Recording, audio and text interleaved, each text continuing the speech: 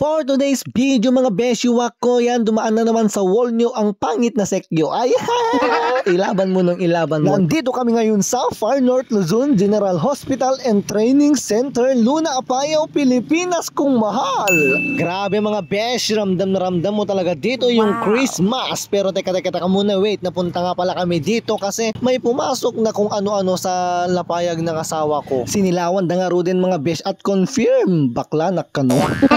Ada ka ng mga beshiwak, ito plastic junag na. Grabe, ang dami na palang pinagbago dito, parang ako. Ay, maraming ang pasyente dito sa Philippines kaya busy yung doktor namin at bigla kaming nagutom kaya pumunta muna kami dito sa canteen. At umorder nga kami dito mga beshiwak ko ng dinuguan at syempre hindi mawawala ang gulay. At pasensya na po, pasintabi na sa mga sensitibo na kumakain dyan. Rupak deta, rupak ay tahangadapan. Alam nyo ba mga beshiwak ko na dito ako nagjo-duty dati? Nagtagal ako dito ng 72 months, 397 days and 469 hours and 35 seconds. In short mga beshiwak ko, it's a joke.